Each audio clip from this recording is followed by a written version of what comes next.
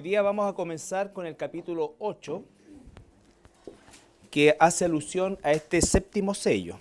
Les recuerdo que el capítulo 7 se enfoca principalmente en este paréntesis al final del sexto sello, que nos habla del sellamiento de los 144.000 israelitas de las distintas tribus, excepto Dan, la tribu de Dan, y nos muestra que estos 144.000 tendrán un ministerio evangelístico en toda la tierra, y después nos muestra el versículo 9 del capítulo 7 hasta el 16, la multitud de ropas blancas, que son justamente esta cantidad gigantesca, incontable, como dice el apóstol Juan, de hermanos nuestros y hermanas nuestras, que serán fruto del ministerio justamente de estos 144.000.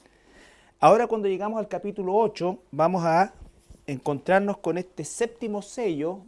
Recuerden que estos sellos corresponden al rollo que el Señor Jesucristo, como el Cordero, puede tomar de la mano del Padre, que está en la visión del trono que tuvo el apóstol Juan en los primeros capítulos, y el único digno de tomar ese rollo y de abrir sus sellos, o sea, de develar lo que está dentro, es el Señor Jesucristo, ¿ya? Llegamos al séptimo sello, y el séptimo sello es distinto a todos los demás porque va a traer, ¿no es cierto?, una visión de 7 trompetas que se van a ir, cada una de ellas sucediendo, y cada una de esas trompetas significa un juicio sobre el planeta, ¿ya? Así que vamos a leer capítulo 8 del versículo 1 en adelante. Cuando abrió el séptimo sello, se hizo silencio en el cielo como por media hora. Y vi a los 7 ángeles que estaban en pie ante Dios, y se les dieron 7 trompetas. Otro ángel vino entonces y se paró ante el altar con un incensario de oro, y se le dio mucho incienso para añadirlo a las oraciones de todos los santos sobre el altar de oro que estaba delante del trono. Y de la mano del ángel subió a la presencia de Dios el humo del incienso con las oraciones de los santos. Y el ángel tomó el incensario y lo llenó del fuego del altar y lo arrojó a tierra. Y hubo truenos y voces y relámpagos y un terremoto. Y los 7 ángeles que tenían las 7 trompetas se dispusieron a tocarlas. El primer ángel tocó la trompeta, y hubo granizo y fuego mezclados con sangre, que fueron lanzados sobre la tierra. Y la tercera parte de los árboles se quemó, y se quemó toda la hierba verde. El segundo ángel tocó la trompeta, y como una gran montaña ardiendo en fuego fue precipitada en el mar, y la tercera parte del mar se convirtió en sangre. Y murió la tercera parte de los seres vivientes que estaban en el mar, y la tercera parte de las naves fue destruida.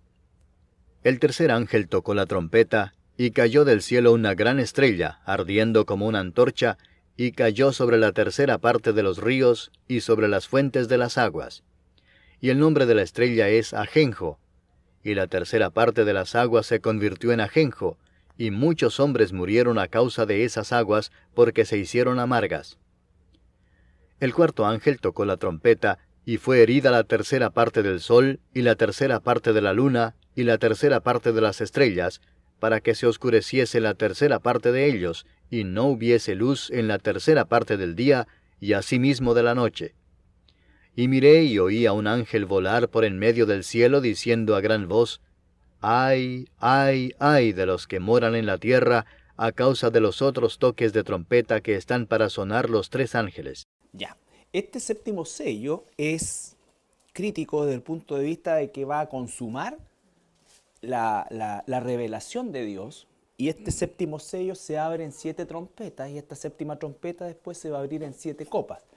Pero recuerden ustedes que están sucediendo muchas cosas simultáneas en este periodo de tiempo, que definitivamente se encuentra este séptimo sello en la segunda mitad. Vale decir que nos falta ver todavía la entronación del anticristo y todo lo que eso significa, y lo que va en definitiva relatándonos la escritura a partir de este capítulo 8 en adelante, ¿ya? Pero efectivamente parte por describir estos juicios que se van a llevar adelante a partir de la apertura del séptimo sello. La Biblia acá nos empieza a relatar de manera parcelada cosas que van a suceder simultáneamente en esta segunda mitad, ¿no es cierto? Entonces parte con este juicio de las trompetas, que está en este séptimo sello, y si nosotros nos damos cuenta, lo primero que dice en los versículos es: cuando abrió el séptimo sello, ocurre algo paradojal o algo distinto, mejor dicho, a lo que había sucedido hasta ese entonces, que normalmente estamos viendo que hay ruidos, hay cantos, hay alabanzas, hay una serie de sonidos, por así decirlo, y sin embargo acá cuando se abre el séptimo sello ocurre un silencio, ¿ya?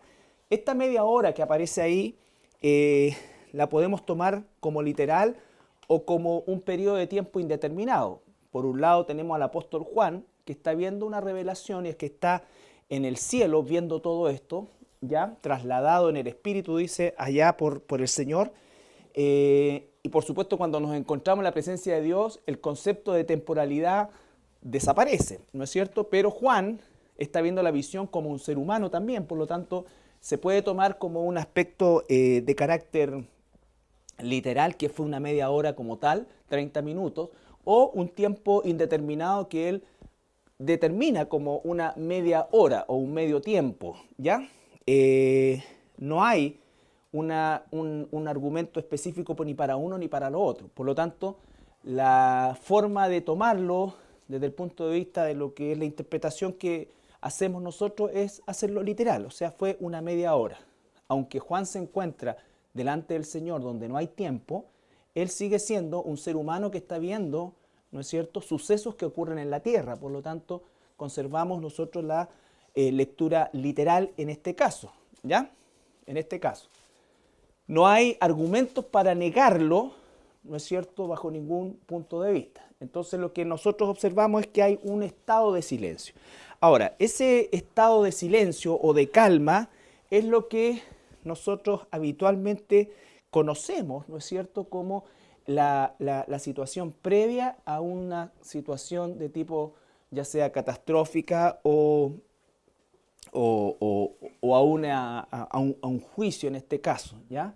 Normalmente antes de que ocurra una tormenta es como una especie de calma y una serie de otras cosas que podemos nosotros, digamos, traer como ejemplo de lo que vemos en el día a día, en las cosas que suceden, ¿ya? Siempre antes de una situación caótica o una situación traumática o algo, ¿no es cierto?, tiende a haber un periodo de calma, ¿ya?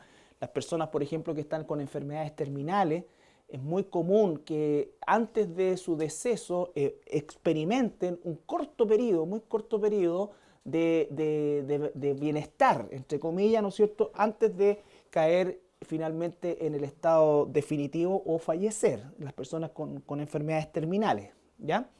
Entonces, siempre, por ejemplo, previo a un ataque, los epilépticos reconocen un periodo que se llama el aura epiléptica, es que es como una calma extraña que sienten ellos, que así lo describen, ¿no es cierto? Solamente quien sufre esta enfermedad lo puede plantear así, antes de un ataque, ¿ya? Entonces, de alguna manera tenemos nosotros ciertos ejemplos, siempre cuando está como quieto así, hay un temblor después, por lo menos es lo que uno logra ver, aunque los meteorólogos dicen que no tiene nada que ver, pero cuando la cosa está como quieta, así, una quietud extraña.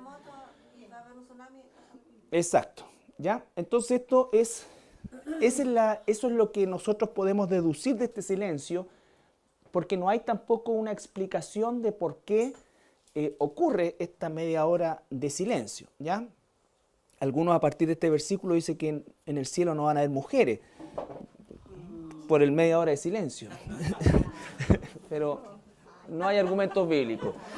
Vamos a ver algunos ejemplos que la Biblia nos muestra. Hay varios más.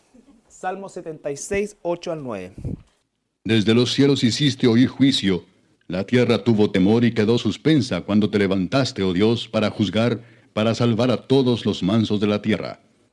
Ya, la palabra suspensa ahí también se traduce como silente, ¿ya? Como silente, o sea, deciremos ahí, cuando te levantaste, oh Dios, para juzgar, ¿no es cierto?, para salvar a todos los mansos, que es lo que dice en el versículo 9, la tierra quedó suspensa, dice. Ahora, en Habacuc 2:20. Mas Jehová está en su santo templo, calle delante de él toda la tierra. Entonces dice, hay también un periodo de silencio pedido por el Señor. Sofonías 1:7 es aún más claro.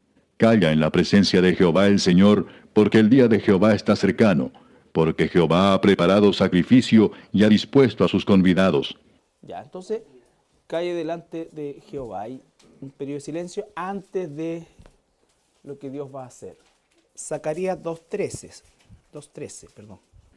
Calle toda carne delante de Jehová, porque Él se ha levantado de su santa morada. ¿Estamos claros? Entonces hay versículos que nos muestran esta calma previa, ¿no es cierto?, que es bastante tenebrosa si lo miramos desde un punto de vista antes de que se sucedan los juicios, en el caso de lo que estamos viendo en el capítulo 8. ¿Ya? Dígame. En el versículo, es en el 9, perdón, volviendo al Salmo 76, que me quedó la duda, ¿Ya? dice ahí, cuando te levantaste, oh Dios, para juzgar, y después dice, para salvar a todos los mansos de la tierra, ¿eso quiere decir que es el rapto? ¿O no? Puede ser, o puede ser este tiempo también donde el Señor, por medio de ¿cómo se llama esto? Claro, de la tribulación y de la predicación de los 144.000, va a haber mucha gente que se va a salvar y va a morir como mártir, ¿no es cierto? Pero eso es parte también de la salvación. Entonces, lo importante es que cuando el Señor va a hacer algo que implica un juicio, normalmente en la Escritura aparece un periodo previo de calma, entre comillas, ¿no es cierto? Como decía yo, como una calma tenebrosa antes de que se deje caer todo el juicio. Porque esto es importante saberlo, ¿no es cierto? Los primeros 3 años y medio ha existido el accionar de los jinetes, ¿no es cierto? Y el sexto sello es el que un poco puede estar al final de la primera mitad o dentro de la segunda mitad. ¿Por qué? Porque se inaugura con un terremoto y ya cosas que la gente, recuerdan ustedes, de la tierra reconoce que es la mano de Dios la que está, ¿no es cierto?, detrás de esto. Pero el séptimo sello sí o sí se encuentra en la segunda mitad, ¿ya? Y corresponde a cuando Dios definitivamente comienza a emitir o a lanzar estos juicios, mejor dicho, sobre la tierra, ¿ya? La calma ante las catástrofes que trae las trompetas y nos muestra 3 cosas que van a suceder a partir de este momento, que son que los santos son vindicados. Vale decir, recuerden ustedes que tenemos a todos los santos de la tribulación y de la gran tribulación, básicamente orando que Dios termine luego y haga venganza sobre aquellos que están destruyendo a la tierra, ¿no es cierto?, y que están martirizando a los hermanos, ¿ya? Por otro lado, Satanás va a ser definitivamente derrotado al final de este periodo y Cristo va a ser exaltado como Rey de Reyes y Señor de Señores. Entonces, esto por eso es que se encuentra completamente en la segunda mitad de esta gran tribulación, o de esta tribulación que algunos llaman también en la segunda mitad gran tribulación. Volvamos al capítulo 8 de Apocalipsis. Dice entonces, cuando abrió el séptimo sello, se hizo silencio en el cielo como por media hora. ¿Ya? Ahora, versículo 2 dice, y vi a los 7 ángeles que estaban en pie ante Dios y se les dieron 7 trompetas. Otra cosa que es importante, bueno, los ángeles están permanentemente activos en todo lo que es el proceso de la historia tanto de Israel como de la iglesia, ¿ya? Desde el punto de vista de que están ministrando, están juzgando, están llevando mensajes, y en esta época también están muy activos en esta semana 70, básicamente haciendo, recuerden ustedes que estos 4 ángeles que contienen los 4 vientos, el ángel que sella a los 144.000 y estos ángeles que están delante de la presencia del Señor, que son los encargados de dar estos toques de trompeta, que se va a traducir cada uno de ellos en un juicio. Ahora, la historia de las trompetas y su importancia en la vida de Israel, recuerden que esta semana 70 está enfocada principalmente en la nación de Israel, en la finalización de la historia de Israel con Dios, ¿ya? Y habían 3 razones principales por las cuales se tocaba esta trompeta en la nación de Israel, ¿ya? Tenemos primero, ¿no es cierto?, Números 10:2, que era para convocar a la congregación en términos generales. Todo esto es porque explicamos que para Juan todo lo que estaba viendo le resultaba familiar. Quizás para nosotros no, pero para Juan sí. ¿Ya? Nosotros tenemos, por ejemplo, toques de campana para distintas cosas. Cuando ustedes hacían el operativo de Daisy, tenía un tipo de campana. Hazte 2 trompetas de plata. De obra de martillo las harás, las cuales te servirán para convocar la congregación y para hacer mover los campamentos. Ya, convocar la congregación y mover el campamento. O sea, había una orden, un toque de trompeta especial para cada una de estas cosas. Números 19, si seguimos un poquito más abajo, también era un toque en los tiempos de guerra. Y cuando saliereis a la guerra en vuestra tierra contra el enemigo que os molestare, tocaréis alarma con las trompetas, y seréis recordados por Jehová vuestro Dios, y seréis salvos de vuestros enemigos. Entonces había un toque de trompeta también para el tema de la batalla. Números 10:10. Y en el día de vuestra alegría, y en vuestras solemnidades, y en los principios de vuestros meses, tocaréis las trompetas sobre vuestros holocaustos, y sobre los sacrificios de paz, y os serán por memoria delante de vuestro Dios. Yo, Jehová vuestro Dios. Ya, entonces, bueno, Segunda de Crónica va en la misma dirección, pero la idea es que el concepto del toque de trompeta era familiar dentro de la nación de Israel para distintas actividades.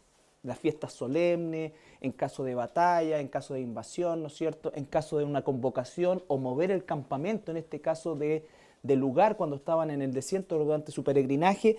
También en la época del reino tenemos cuando un rey era entronado, había toques de trompeta y otras series más de cosas que ocurrían, ¿no es cierto?, que tenían que ver con los avisos que las trompetas, ¿no es cierto?, daban a la nación de Israel.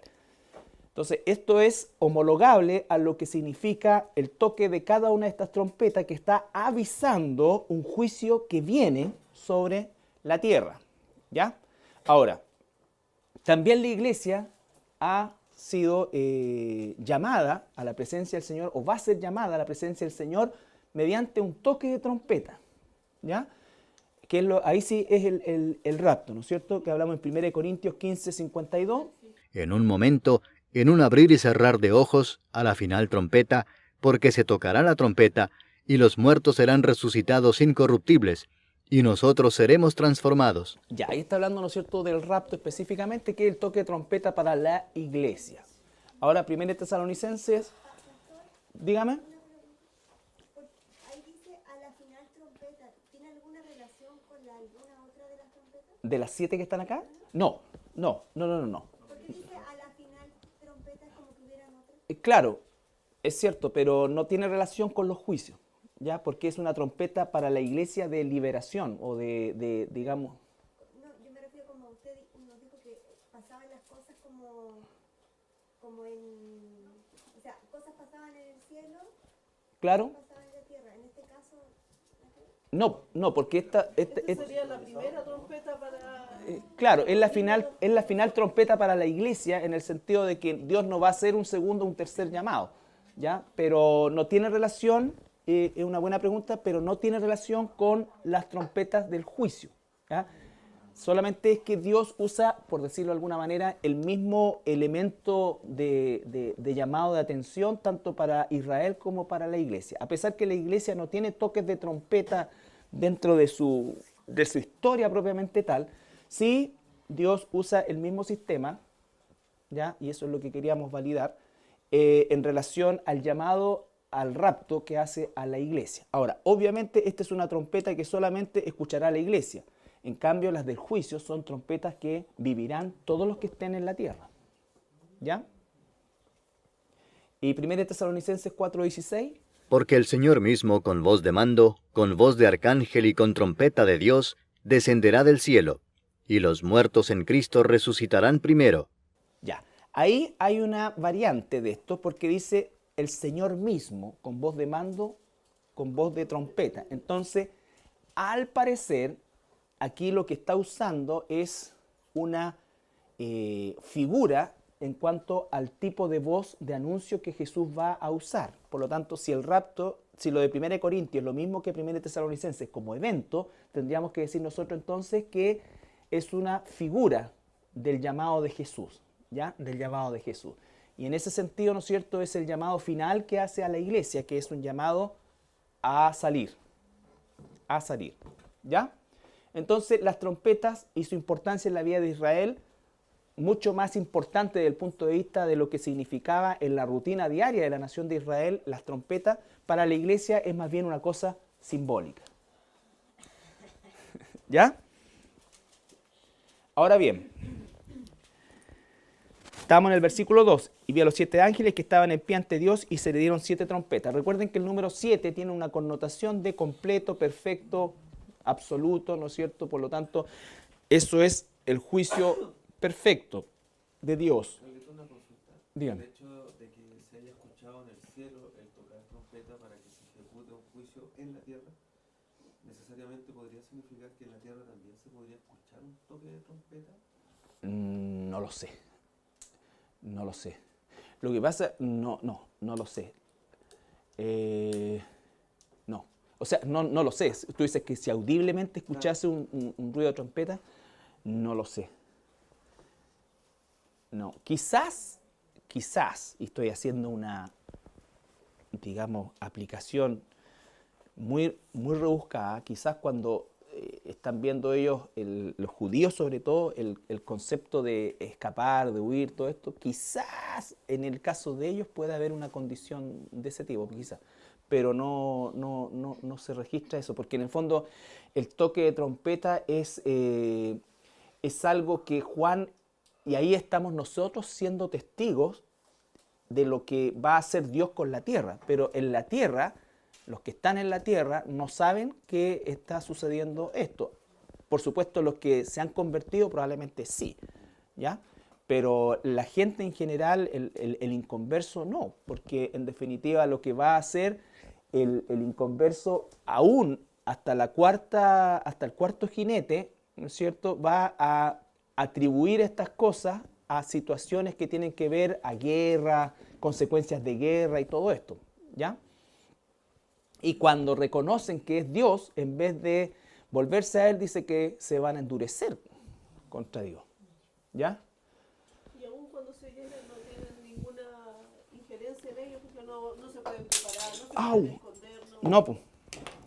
No. El altar de incienso. Aquí vamos a ver una cosa que también es interesante. Versículo 3. Versículo 6. Versículo 3 del capítulo 8.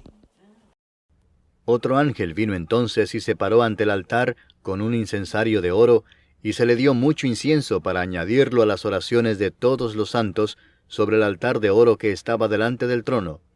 Y de la mano del ángel subió a la presencia de Dios el humo del incienso con las oraciones de los santos.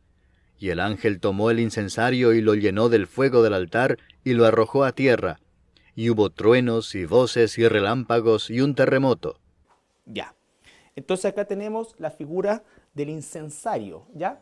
El altar del incienso se encontraba en el tabernáculo y en el templo y estaba antes del lugar santísimo, y este altar de incienso permanentemente tenía que estar encendido. ¿Ah? En el Nuevo Testamento tiene la representación de las oraciones de los santos, en el caso de la iglesia, ¿ya? Que en el fondo es ese olor fragante que sube delante de Dios. Vamos a ver solamente Éxodo 37 al 8, que nos habla de este altar. Y Aarón quemará incienso aromático sobre él. Cada mañana cuando aliste las lámparas lo quemará. Y cuando Aarón encienda las lámparas al anochecer, quemará el incienso. Rito perpetuo delante de Jehová por vuestras generaciones. Rito perpetuo, ¿ya? Ahora, en Lucas capítulo 1, versículo 8 al 10, nos habla de la escena en que Zacarías, el papá de Juan el Bautizador, ¿ya? Juan el Bautista, le toca, porque esto también era por turnos, ofrecer este incienso. Aconteció que ejerciendo Zacarías el sacerdocio delante de Dios, según el orden de su clase, conforme a la costumbre del sacerdocio, le tocó en suerte ofrecer el incienso, entrando en el santuario del Señor. Y toda la multitud del pueblo estaba fuera orando a la hora del incienso. Ya. Entonces, otra vez, esta figura del incienso y del altar del incienso era familiar para Juan. ¿Ya? Era familiar para Juan, son puros elementos judaicos que vemos ahí, del rito judaico, ¿ya? Y que efectivamente en el cielo también está el altar verdadero, el templo verdadero y todo lo que en el fondo se construyó como figura acá en la tierra. Ahora, dice que el versículo, volvemos al capítulo 8, versículo 4, y de la mano del ángel subió a la presencia de Dios el humo del incienso con las oraciones de los santos. Entonces, cuando nosotros vemos esto, decimos que las oraciones de los santos suben como olor agradable a la presencia de Dios. ¿Ya? Ahora, fíjense lo que va a hacer en el versículo 5 el ángel. Versículo 5. Y el ángel tomó el incensario y lo llenó del fuego del altar. ¿Y qué hizo? Lo arrojó a la tierra. ¿Ya?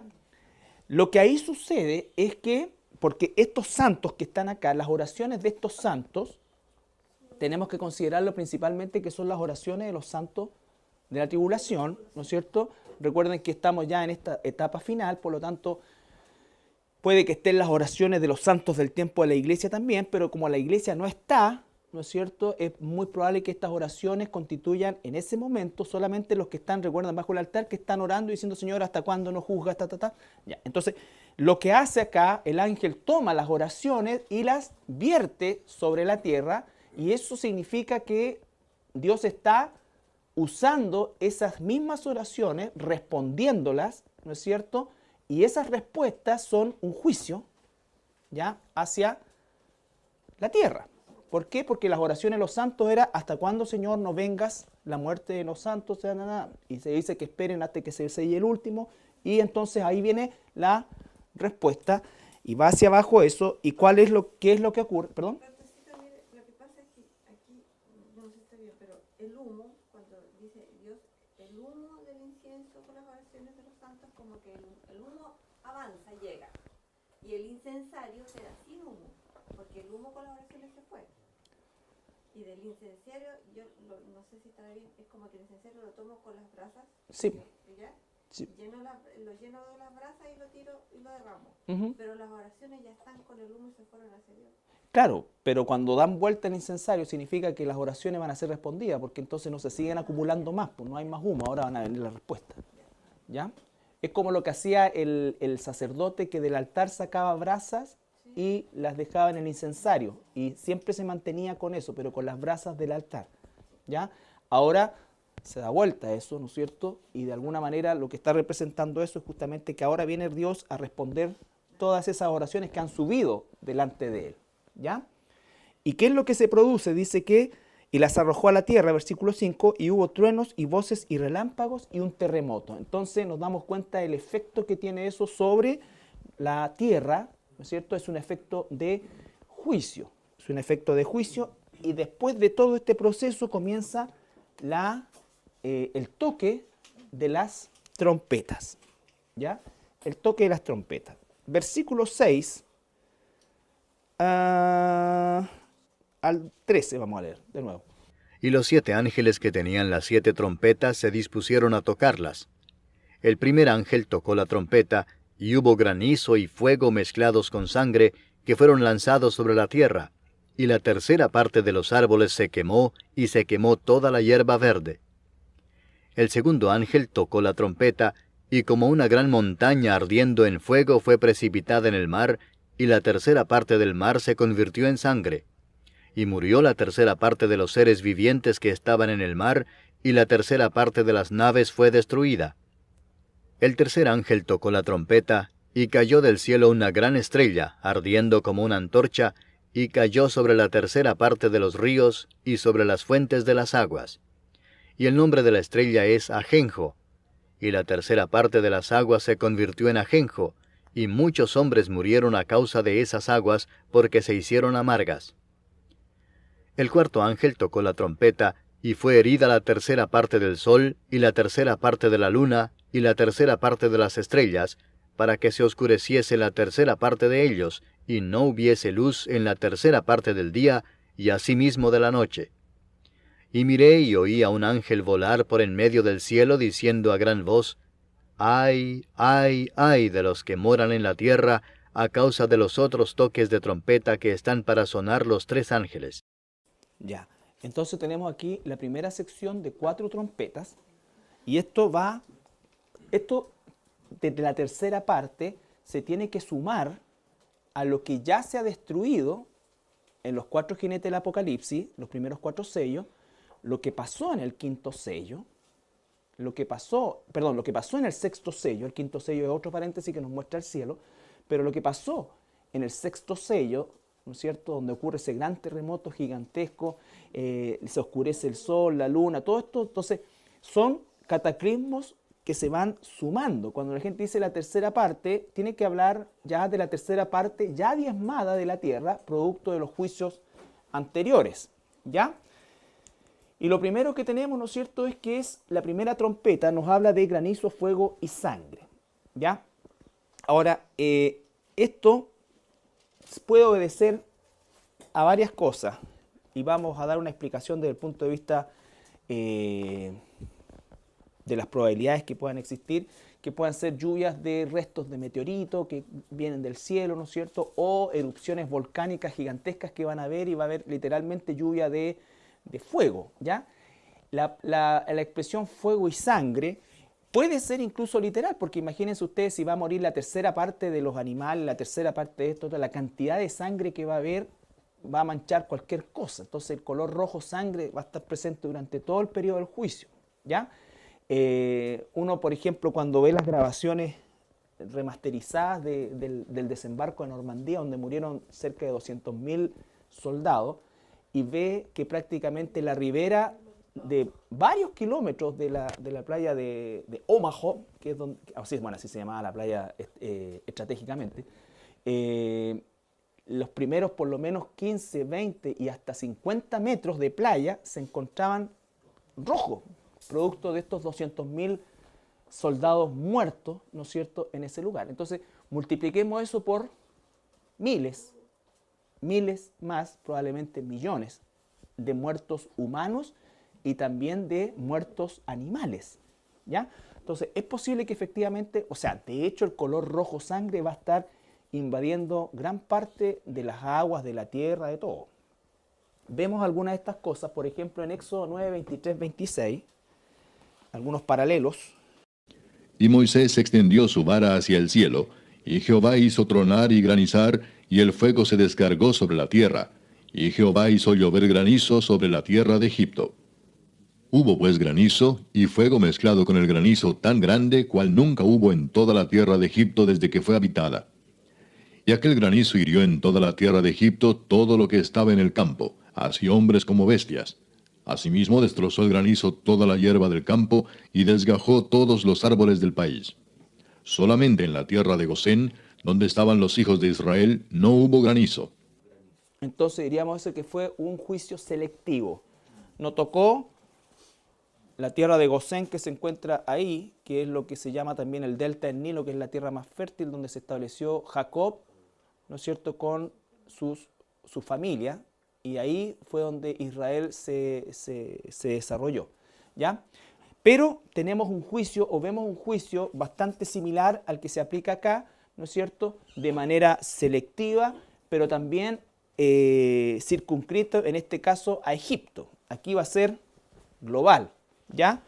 Y lo mismo, granizo con fuego. El granizo siempre en la escritura, bueno, y en términos prácticos, es sumamente destructivo, no solamente para lo que es la hierba, ¿no es cierto?, sino que también para las personas. O sea, la gente va a morir de peñascazos a una velocidad impresionante que va a venir. Personas, animales, destrucción. Entonces, lo que vemos es destrucción, destrucción, destrucción.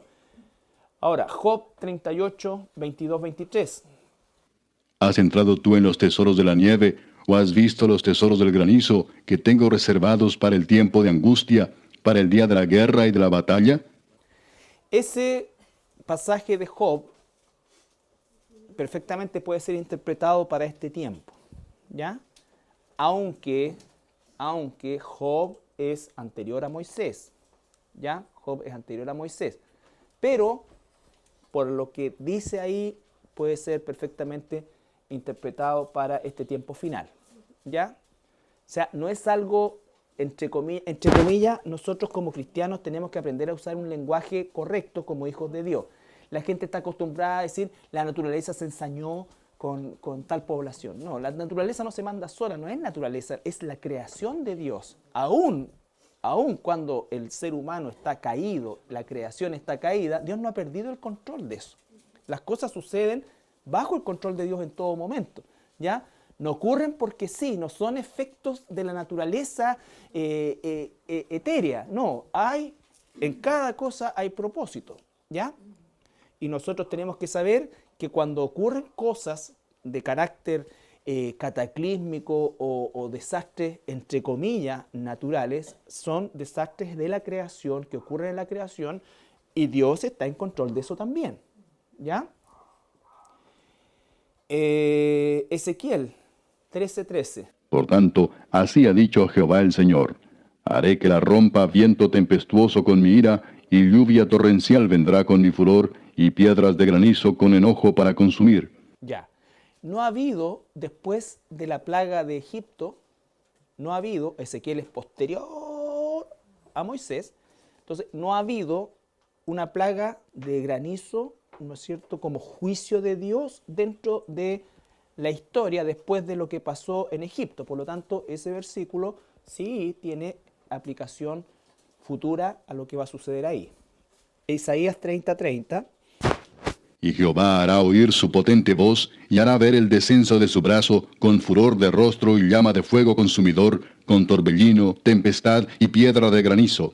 Y piedra de granizo. Entonces, tenemos nosotros que el Antiguo Testamento nos da luces de este juicio que se va a ejecutar a partir del toque de la primera trompeta, ¿ya?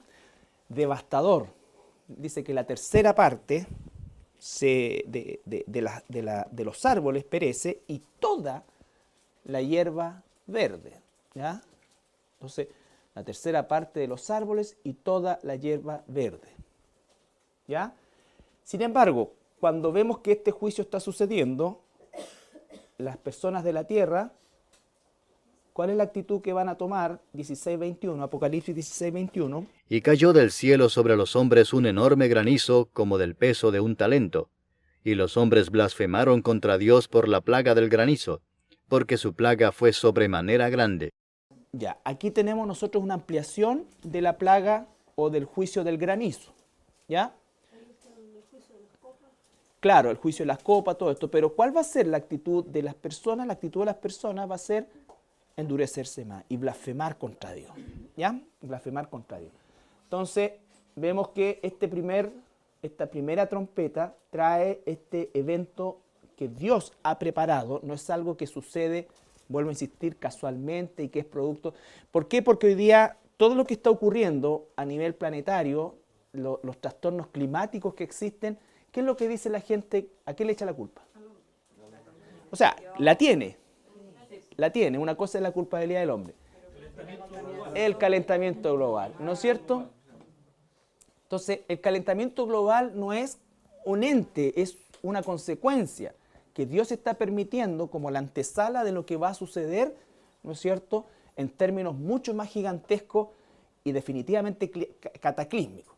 Por eso es que el cristiano tiene que ser respetuoso por causa de la administración que hoy día como hijos de Dios debemos hacer nosotros de los recursos que tenemos, ¿no es cierto? Aunque sean estos caídos, aunque sea, el ser humano tiene que tener una responsabilidad como Dios le manda en la Escritura de la creación, tanto de los animales como de la, digamos, de la creación de la naturaleza vegetal, por decirlo de alguna manera, ¿ya? Del mundo vegetal que Dios creó.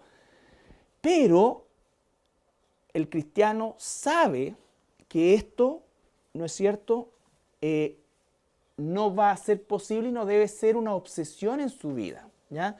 Que los cristianos pertenezcan al Greenpeace, ¿no es cierto?, y que traten de salvar a las ballenas y destinen recursos a eso, destinen tiempo, toda esta cuestión. No, porque el que va a hacer pebre las ballenas después va a ser Dios mismo, ¿ya? A las ballenas, delfines y todos los animales del mar y todos los animales de la tierra y todas las personas, y va a quemar todo, es Dios, ¿ya? Eso no nos da a nosotros, vuelvo a insistir, pie para decir, no. No, porque nuestra responsabilidad es, lo que quiero es que los cristianos, porque hay muchos cristianos, no de esta iglesia por lo menos, no he visto, que está obsesionado con este tema de cuidar el clima, de no usar desodorante, de, no sé, pues usar algún tipo de cosa, nada que como que contamine la atmósfera, ¿ya? No. Todo esto, por ejemplo, los estudios de impacto ambiental y cuestiones, yo fuera gobernante le doy permiso a todos, Dios la hace tira un par de años más. Y entre que haya gente cesante y no haya gente cesante, que los glaciares, están todo pedido. Y es Dios quien lo va a hacer tira. No estoy diciendo que sea muy responsable, va a salir que hoy contra la ecología. Porque ese hoy día es una religión. La ecología es una religión, una idolatría, ¿ya? La gente está más preocupada de salvar árboles que personas. Y eso es parte del pensamiento del mundo. Pero los cristianos no debemos pensar así. Los cristianos tenemos que ser responsables con todas las cosas, pero no al punto, ¿no es cierto?, de destinar recursos. Hay gente que participa más de estas cosas que de la iglesia. No, pues. Hay gente que es capaz de dar fondos a estas causas y no ofrendar en la iglesia. Entonces, están las cosas desbalanceadas, trastocadas. El mundo está así, el mundo cree que puede salvar el planeta. ¿Ya? El mundo cree que puede salvar el planeta. Pero esto está en control de Dios. Es más, Dios mismo va a encargar de hacer una destrucción 100.000 veces más grande que la que el hombre ha hecho a lo largo de toda la historia del planeta. Y en un corto periodo de tiempo. Respecto a Apocalipsis 16, 21, un talento varía entre 12 kilos y 34 kilos. Imagínate, ¿cuánto significa que va a pesar esta cuestión? O sea, depende si es de oro o de plata. Claro. Pero un peñascazo de 30 kilos en la cabeza, entre 30 y 35 kilos en la cabeza te mata igual.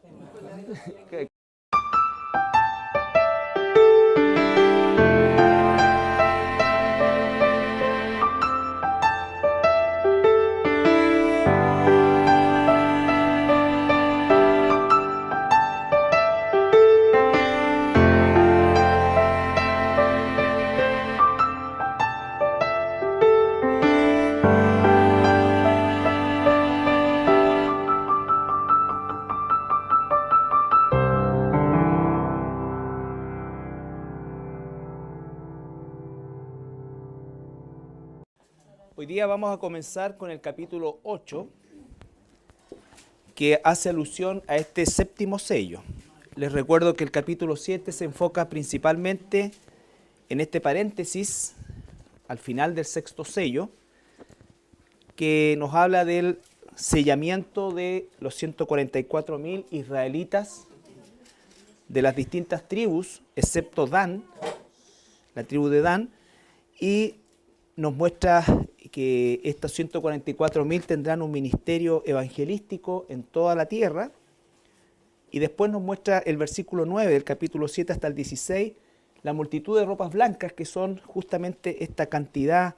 Hicieron amargas. El cuarto ángel tocó la trompeta, y fue herida la tercera parte del sol, y la tercera parte de la luna, y la tercera parte de las estrellas, para que se oscureciese la tercera parte de ellos, y no hubiese luz en la tercera parte del día, y asimismo de la noche. Y miré y oí a un ángel volar por en medio del cielo, diciendo a gran voz, ¡ay, ay, ay de los que moran en la tierra, a causa de los otros toques de trompeta que están para sonar los tres ángeles! Ya, este séptimo sello es crítico desde el punto de vista de que va a consumar la revelación de Dios, y este séptimo sello se abre en 7 trompetas, y esta séptima trompeta después se va a abrir en 7 copas. Pero recuerden ustedes que están sucediendo muchas cosas simultáneas en este periodo de tiempo, que definitivamente se encuentra este séptimo sello en la segunda mitad. Vale decir que nos falta ver todavía la entronación del anticristo y todo lo que eso significa, y lo que va en definitiva relatándonos la escritura a partir de este capítulo 8 en adelante, ¿ya? Pero efectivamente parte por describir estos juicios que se van a llevar adelante a partir de la apertura del séptimo sello. la Biblia gigantesca, incontable, como dice el apóstol Juan, de hermanos nuestros y hermanas nuestras que serán fruto del ministerio justamente de estos 144.000. Ahora cuando llegamos al capítulo 8 vamos a encontrarnos con este séptimo sello. Recuerden que estos sellos corresponden al rollo que el Señor Jesucristo como el Cordero puede tomar de la mano del Padre, que está en la visión del trono que tuvo el apóstol Juan en los primeros capítulos, y el único digno de tomar ese rollo y de abrir sus sellos, o sea, de develar lo que está dentro, es el Señor Jesucristo. ¿Ya? Llegamos al séptimo sello, y el séptimo sello es distinto a todos los demás porque va a traer, ¿no es cierto?, una visión de 7 trompetas que se van a ir cada una de ellas sucediendo, y cada una de esas trompetas significa un juicio sobre el planeta. ¿Ya? Así que vamos a leer capítulo 8 del versículo 1 en adelante. Cuando abrió el séptimo sello, se hizo silencio en el cielo como por media hora. Y vi a los 7 ángeles que estaban en pie ante Dios, y se les dieron 7 trompetas. Otro ángel vino entonces y se paró ante el altar. La Biblia acá nos empieza a relatar de manera parcelada cosas que van a suceder simultáneamente en esta segunda mitad, ¿no es cierto? Entonces parte con este juicio de las trompetas que está en este séptimo sello, y si nosotros nos damos cuenta, lo primero que dice en los versículos es: cuando abrió el séptimo sello ocurre algo paradojal, o algo distinto, mejor dicho, a lo que había sucedido hasta ese entonces, que normalmente estamos viendo que hay ruidos, hay cantos, hay alabanzas, hay una serie de sonidos, por así decirlo, y sin embargo acá cuando se abre el séptimo sello ocurre un silencio. ¿Ya? Esta media hora que aparece ahí la podemos tomar como literal o como un periodo de tiempo indeterminado. Por un lado tenemos al apóstol Juan, que está viendo una revelación, y es que está en el cielo viendo todo esto, ya trasladado en el espíritu, dice, allá por el Señor. Y por supuesto cuando nos encontramos en la presencia de Dios, el concepto de temporalidad desaparece, ¿no es cierto? Pero Juan está viendo la visión como un ser humano también, por lo tanto se puede tomar como un aspecto de carácter literal, que fue una media hora como tal, 30 minutos, o un tiempo indeterminado que él determina. Con un incensario de oro, y se le dio mucho incienso para añadirlo a las oraciones de todos los santos sobre el altar de oro que estaba delante del trono. Y de la mano del ángel subió a la presencia de Dios el humo del incienso con las oraciones de los santos. Y el ángel tomó el incensario y lo llenó del fuego del altar y lo arrojó a tierra. Y hubo truenos y voces y relámpagos y un terremoto. Y los 7 ángeles que tenían las 7 trompetas se dispusieron a tocarlas. El primer ángel tocó la trompeta, y hubo granizo y fuego mezclados con sangre, que fueron lanzados sobre la tierra, y la tercera parte de los árboles se quemó, y se quemó toda la hierba verde.